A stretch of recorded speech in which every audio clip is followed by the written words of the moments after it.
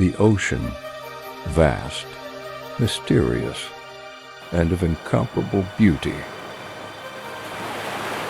Under the sun's brightness it dances in gentle waves, hugging the shore and reflecting the sky in perfect harmony.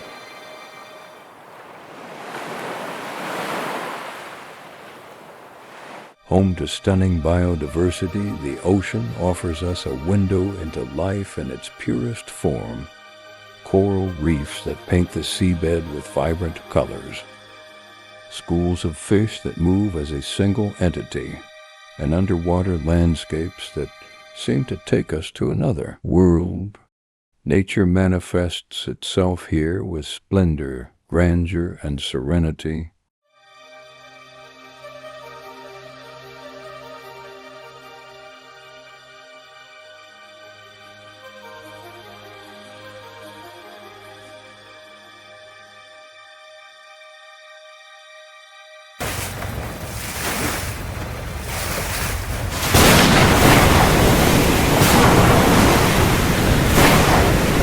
But not everything is rosy.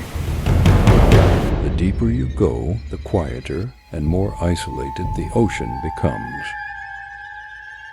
This abyss is almost like an infinite void where the notion of time and space are distorted. The vastness and lack of landmarks make the feeling of loneliness and smallness overwhelming. Imagine being lost in this place, not knowing which way is north or which way is south, looking around and seeing nothing but waves and the repetitive sound of the sea.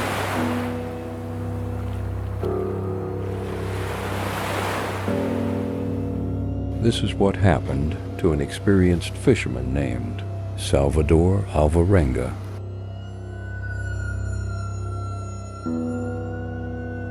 Who was the protagonist of one of the most agonizing and disturbing stories I have ever seen. Ladies and gentlemen, I present to you 438 Days in Hell.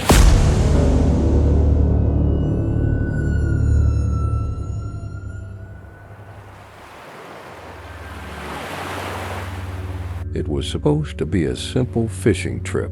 Salvador Alvarenga, an experienced fisherman from El Salvador, left Mexico one November morning in 2012 alongside a young colleague, Ezequiel Cordoba.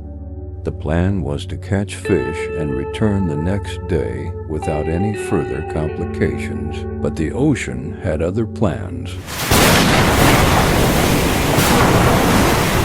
In the middle of work, an unexpected storm hit them. Brutal waves, violent winds, and the immensity of the ocean swallowing the vessel, now completely adrift.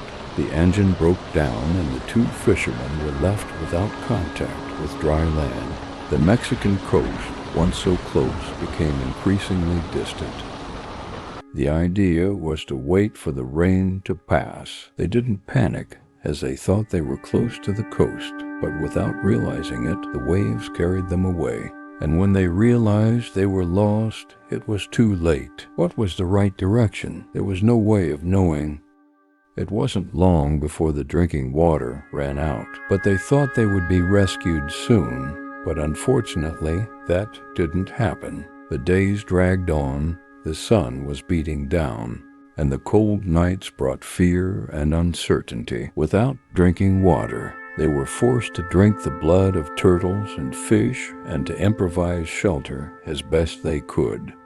Every fish they caught by hand was a triumph, and every drop of rain was a chance to carry on. There was no clean water, no help, just the bitter face of raw meat and the unbearable heat of the sun burning their skin. But the reality of the ocean is harsh. Ezequiel Cordoba, young and without much experience, began to weaken. The consumption of raw meat and dehydration took their toll, and days later he sadly succumbed, leaving Salvador Alvarenga completely alone.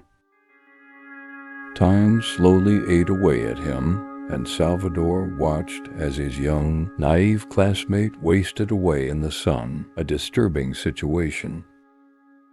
As the days passed, Salvador began to talk. Sometimes he spoke to the sea itself, as if the vast blue could offer him some answer. Other times he spoke to Ezekiel. In the early morning hours, when the cold bit his skin, Salvador swore he heard his colleague's voice, a barely audible whisper calling out his name. But those who know the story know that Salvador's nightmare had only just begun.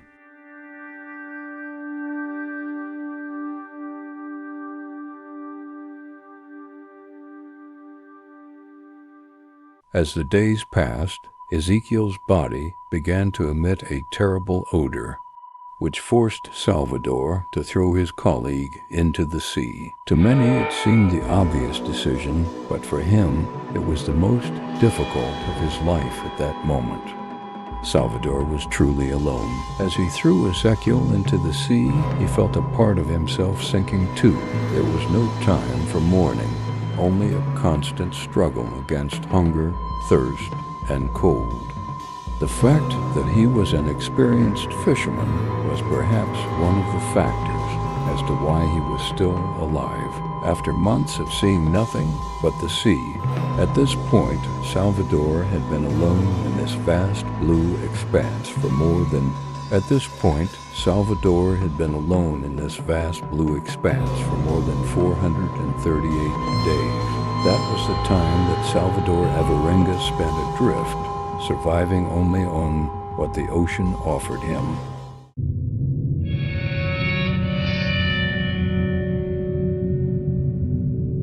More than a year after disappearing, he finally sighted land, the Marshall Islands, more than 10,000 kilometers from where he had left.